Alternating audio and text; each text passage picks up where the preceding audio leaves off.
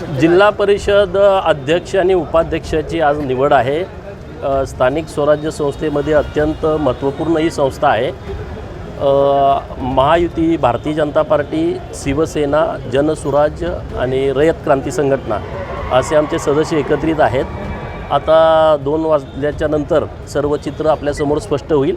Bharatiya Janata party जय पराजयाचा कधीच विचार करत नाही।